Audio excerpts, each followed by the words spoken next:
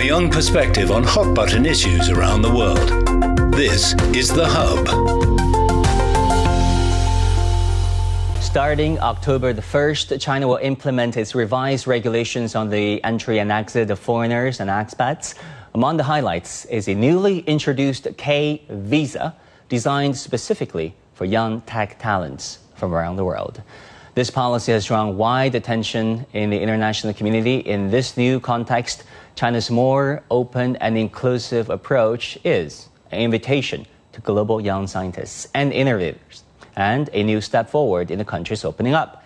How should we understand this move in light of China's development needs? How might it inject fresh vitality into its economy, advance further opening up, and strengthen the country's influence on the global stage? Now, to delve deeper into these questions, we're joined by a distinguished panel of guests. In Chengdu, we have Zhang Mengmeng, a researcher from the University of Electronic Science and Technology of China, whose doctoral thesis focused on skilled international migrants in China.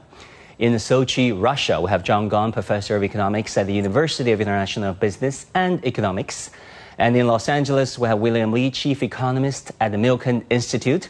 Lady first, Mengmeng, let me go to you. You've been studying international migrants in China. Tell us about this K visa. What is it all about? And what direct or maybe indirect impacts do you see from launching this very visa program?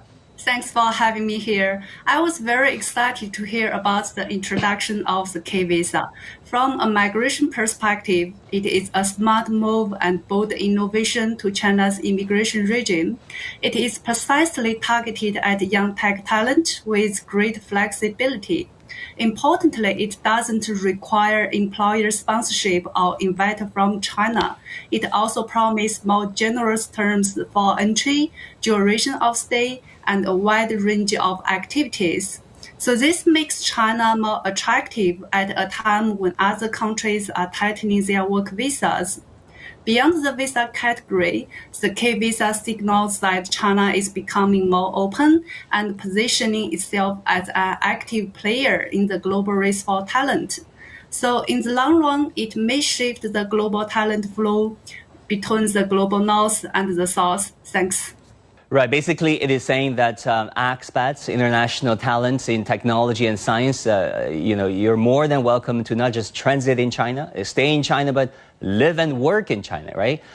William, in the United States, how do you see this Chinese initiative, the latest among all the visa-free regimes, by launching this K visa, saying to the global tech talents, look, China is a place for you and for you to stay? Yeah, this is a really interesting signal that China is sending. China's always recognized that it's an open economy. It's always been exporting a lot of goods and services. It's imported capital, it's exported capital. But now it's recognized that one of the most important factors of production is labor, talented labor. And it's saying to the world, hey, not only are we exporting students abroad and getting trained and coming back home, but we want trained people to come here on their own and recognize that China is a good place to be if you have a lot of STEM talents, science, technology kind of talents, and if you're entrepreneurial, if you can start a business. And I think that's a really interesting signal that China is sending to the rest of the world, that you come here and not only bring your talents here and work for some company, but you work for yourself and create your own innovations as best you can. Professor Zhang Gong, let me turn to you. Do you see this K visa generating not just discussions and debates online, but popularity among expats, especially in science and technology, and what this might mean for China's tech future? It signals the message that China's competition in the talent space is taken to the international arena. As we all know, China and the United States are engaged in a fierce competition across science and technology fields. And the competition for talents is a centerpiece of that. This actually reminds me of the recent decision by the Trump administration regarding H-1 visa fee associated with that program. And it's asking for $100,000. It's kind of an extortionary number for programs like this. On the other hand, the fact of the matter is that it's moving in an exact opposite direction. It's saying to the world that don't worry about that $100,000. Come to China. There are plenty of jobs opening for people who are talented in STEM fields. Meng Meng, your research focused on the social integration of skilled migrants right here in China. Compared with earlier visa programs, what breakthroughs or what exciting new features do you think this K visa represent? In my field work, I found China's rapid development and unsaturated market offers lots of opportunities for skilled migrants to start their business and innovate, but they might be constrained by their visa category. So compared with the work visa, K visa brings them more independence, autonomy, and flexibility. For instance, the K visa decouples employer sponsorship, which gives migrants more independence. It also empowers migrants to have greater autonomy to pursue entrepreneurship, research, and exchange. This makes it easier for them to change their purpose of stay and stay more opportunities in China. Right. You've also looked at how migrant narratives contribute to policymaking. So from your perspective, how could China use this narrative to tell the story of attracting more global talents? Narratives can be a powerful way to connect policy with real human experience. In addition to official messaging, it would be great to showcase the real stories of young STEM graduates, entrepreneurs who use the K visa to seize opportunities and build a career here, as well as through the lens of bloggers. Such storytelling narratives grounded in the real-life experience, speaking to ambition and possibilities, makes the policy feel more relatable and emotionally engaging. When the K visa is framed in the way that connects with young talents' aspirations, it becomes more than just a visa. It's an invitation delivered with empathy and openness. William, can you tell us a bit about America's own immigration policies, especially those who might be mirroring or corresponding to China's current K visa? What are the successful lessons and also experiences that countries, especially China, can draw from? One of the reasons why the U.S. put in the H-1B visa policy has been to try to attract talent, to try to bring more innovation into the United States, to accelerate the development of key sectors in the United States. And so the history of the H-1B visa has been tied to specific companies, specific sectors, as those are the ones that they want to develop. China has really gone a different direction and said, we want to have innovation, but we want to attract people with a certain spirit. An entrepreneurial spirit. And we want the entrepreneurs to come here. But in order to do that, China has to also have the ecosystem that promotes those kind of innovations. It has to have the research universities, which it does. It has to have the legal protections for intellectual property. And it has to have a lot of the infrastructure, intellectual and legal infrastructure to guarantee that entrepreneurs will be able to keep the fruits of their labor. Well, Professor Gong, that is a point to think about, right? Initiating this K visa policy is just, the first step.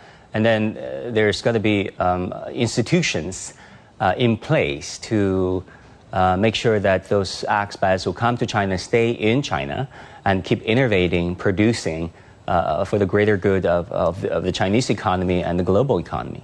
Well, I think the soft infrastructure that William has been talking about, I'm not sure it's totally lacking here. I mean, there are hundreds of thousands of foreigners settling here in China, establishing their businesses and making tons of profits out of it. So a lot of African people, for example, in the city of Guangzhou, in Shanghai, there are Americans, there are Europeans who come here and set up a small business, have been living here for years and years.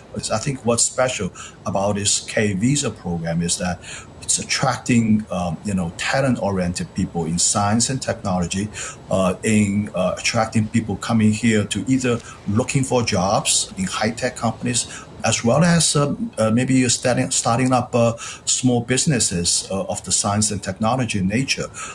There are many municipal governments in China across the land that have those incentive programs to cultivate small businesses. And I think this program is enabling a possibility that these kind of incentive programs can be extended to foreigners as well. Meng, what do you think? What kind of institutional designs or policy support do you think should come in place so that they're consistent and supportive of this K visa program once it's enacted? Yeah, I would say the entry policy is a great facilitation right now. But one of the urgent issues now is to build a post-entry supporting system to integrate foreign talent into the structure of the industry and the larger Chinese society. In this way, we can retain them in the long run. And another thing I think is like we maybe probably have some language training programs and to help them know Chinese culture and the customs easily. How do you see the push and pull from Washington and Beijing when it comes to attracting or rather dispelling or making it unattractive for expats to stay in their respective countries, China versus the United States, especially in terms of AI and high-tech fields? Yeah, I think this is the nature of global race for talent. But I think what makes the K-Visa special is that it really captured a very good timing that focused on the young entrepreneurs and STEM graduates at their early career stage who are looking for opportunities. So compared to the work skilled visas around the world, they all require market-ready skills and capital before entry. By contrast, the K-Visa allow young talent time and space to test their ideas, build networks, and grow their business from scratch. Such inclusiveness and environment will make China more appealing to young, innovative talent. Meng, tell us about the 72 migrants that you've tracked and studied over the years. I mean, what impressed you when you did field interviews with them, field research? What made them stay in China? What do they like about China? What did they not like about China? In my field work, as the skilled migrants in Chengdu live a quite good quality of life. They benefit a lot from working in China as it advances their careers and have good work-life balance or helps them make their business dream come true. But on the other side, like the living experience in China is really good. Our very fascinated infrastructures, urban infrastructures mix and digital platforms makes their life easier. And more importantly, they feel they are really welcomed and they feel the warmth from Chinese people, which makes them to stay at home. William, I still need to ask you about this U.S. H-1B policy overhaul because it concerns the fate of many expat students who studied in the U.S., who wanted to stay, and their companies are just reluctant to pay that much higher of a premium to make them stay in their company and therefore in the United States. This H-1B visa program now asking companies reportedly to pay up to $100,000, while lottery rules were revised to favor high-paying, high-skilled applicants. What do you make of all this? Well, as I said, that's a way of rationalizing our labor supply in the United States. We have a lot of very talented people that were domestically produced and domestically born here, and we want to make sure that they have the opportunities to get a good job.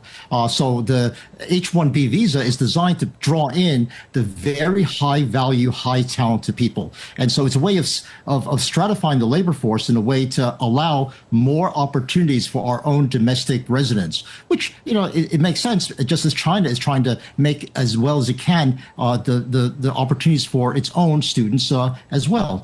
By the way, I've never said the K visa program is bad. In fact, I think it's a great innovative way of attracting talent. All I've said was you need more of an ecosystem in order to make that successful in promoting innovation in your country. Well, do you think when and if the Democrats come into office in a few years, this Trump-era policy could be overhauled yet again? Do you think that would be the case? Not at all. The Democrats themselves, I think, were, when they were in power, Democrats have traditionally been the most pro-U.S. labor people around. They are the ones who really want to keep out the foreign competition and limit the amount of foreign trade and other types of competition. So as far as the two parties are concerned, promoting job opportunities for our domestic residents has been a high priority on both sides. So this policy is likely not going to be reversed, especially when we recognize, as the Trump administration has, the amount of damage that has been done in hiring cheap foreign talent in substitutes for domestic talent. That's the problem that we're trying to address.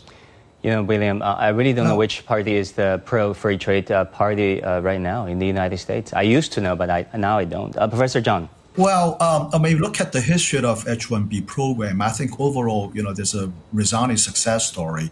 You look at Elon Musk, for example.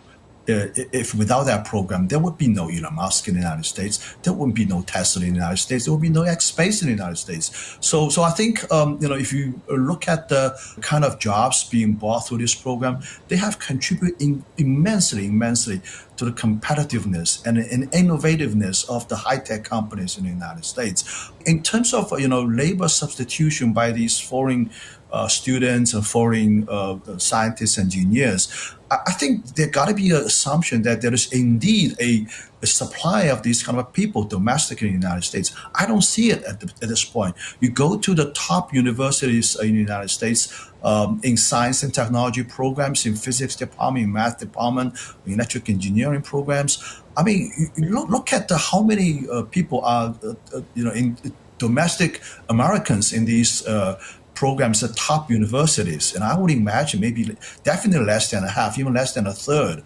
So against that backdrop, what is that the case that when American college students, high school students, when they apply for a program at, say, MIT or Harvard, do they actually look at H-1B program and say, look, there are lots of people coming into this country and they're taking away our jobs, and I'm not going to apply for MIT for that reason? That's an absurd argument in my view. It doesn't work like that. I think the fact of the matter is America population, high school students, don't overwhelmingly like these programs, these discipline programs in science and technology, other STEM programs. And the country is being competitive is very much based on this need. This gap is being filled by foreign people.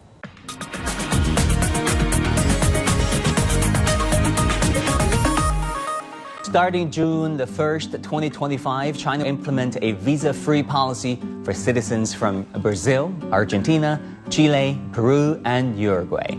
A major step in strengthening ties with Latin America and the Caribbean.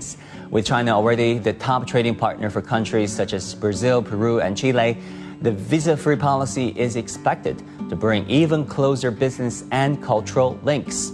But beyond convenience, how will the new visa-free policy further stimulate bilateral political, economic, and trade relations?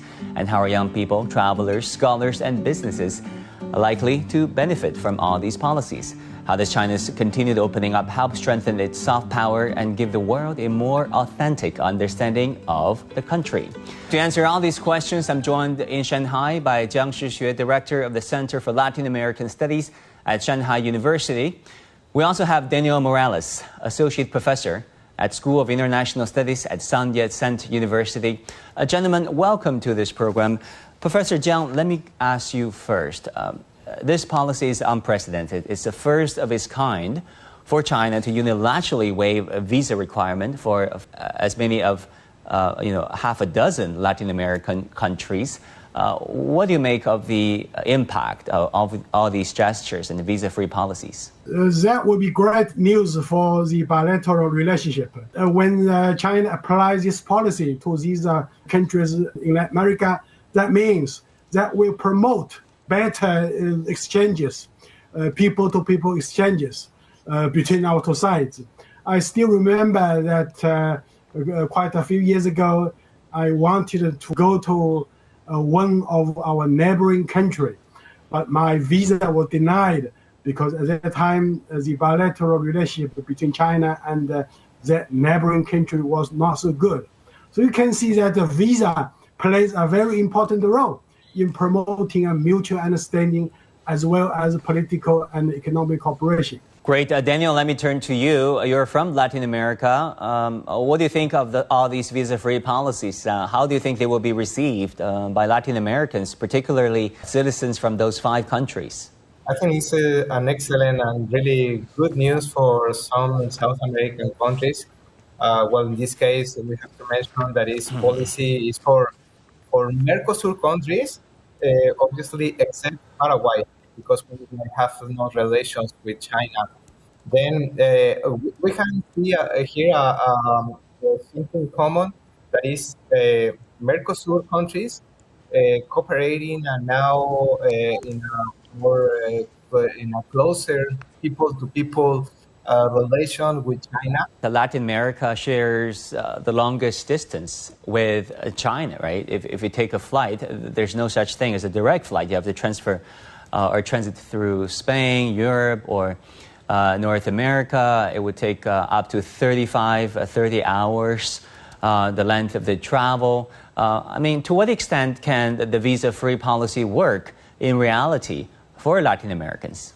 There are many Latin Americans who want to really visit this country. My parents-in-law were here 2 months ago, and they were amazed with China. But in the Mexican case, it's complicated. Yeah, you have to take 2 or 3 different planes, and then apply for the Chinese visa. With this new policy, obviously, it is going to increase the visits to China. Talking about the economic growth, Daniel, let me ask you about this. Brazil just signed a major agreement with China as far as China's trade diversification is concerned, given what's happening in the United States. Of course, tariffs imposed by the Trump administration on China, the tech embargoes, the large commodities embargoes of sorts. China is buying a whole lot from Brazil in terms of soybeans, coffee, cherries from Chile, and products from Peru, so on and so forth. How do you expect this visa-free policy to benefit traders and businesses on both sides? Well, I think that, certainly for Brazil, for Chile, for Peru, China is now the most important trade partner for these countries. Yeah. But certainly now we can see that Latin American countries are trading with China commodities. Yeah. Then the challenge for the coming years is to begin to exchange more industrialized products, and also the investments of China in Latin America in technology, in more advanced sectors, yeah, on one hand. On the other hand, I think this new policy is going to help to open more dialogue between social actors, between businessmen, and this is going to be really, really good for create new opportunities, new business, not only in Latin America, but in China. Yeah, there are many Latin American businessmen interested in investing in China. Then this new policy, I think, is going to be really, really good for both sides, for Latin American countries and Chinese side. Now, reindustrialization and modernization are key considerations for many Latin American governments. How can Chinese enterprises and technologies contribute to this this transformation, while fostering inclusive and sustainable development? Well, China's contribution covers 2 areas. One is infrastructures. The other is the manufacturing itself. Let me talk about the so-called infrastructures. Some years ago, I went to Sao Paulo for a conference. On my way back home, it took me 4 hours to travel from my hotel in downtown to the airport. The traffic jam is just so terrible, And as far as I know, many cities in Latin America suffer greatly from this kind of a poor road system. China's investment in the infrastructure has been making great contributions to the industrialization in this continent, because without infrastructures, you cannot promote manufacturing. And secondly, China's contribution in this manufacturing sector is to put the money to make investment in this sector. If you go to the webpage, if you go to countries in South America, well, some other places, you will see lots of Chinese enterprises. You know, a few years ago, I went to visit a Chinese company called TCL. Their company has made great contributions to the production of basic electricity, basic goods needs. So China has been making investments in the manufacturing sector and the infrastructures. Without China's help, Latin America will suffer more from this kind of a deindustrialization. Now, Professor Zhang, you've been very dedicated to China-Latin American studies. You've been doing research about these bilateral relations as early as since the 1980s, right? More than 40 years ago. What do you want to say to the Latin Americans who might be benefiting also from all these visa-free policies? Why should they come to China? Well, China is a country with 5,000 years of civilization. So please come. We have great walls. We have the so-called terracotta army in Xi'an. Lots of places to see. Okay. And secondly, you can do some shopping. So if you come to China, bring a big empty suitcase, or possibly you might an empty stomach because we have a lot of good food. Yeah, you can buy 2 big empty suitcases, bring them to China, and you will buy lots of things which are comparatively speaking quite cheap. So you can consume, you can use all these kinds of things by yourself, or send as gifts to your friends. Daniel, what would be your tips and advice for your fellow Latin American folks who wanted to come and travel in China? I think that this policy is going to facilitate the opportunities for South American people, for these countries. But, well, in my suggestions, come China because, as the professor mentioned, now China has an extraordinary infrastructure that is going to help to the mobility inside the country. You will find here extraordinary shopping malls, but beautiful cities and old cities. And now China is developing more museums, more cultural areas where you will find not only business opportunities, also an extraordinary culture and delicious food too. That's it for this edition of The Hub on CGTN. Thank you so much for tuning in. Our news coverage continues on CGTN. Bye and take care.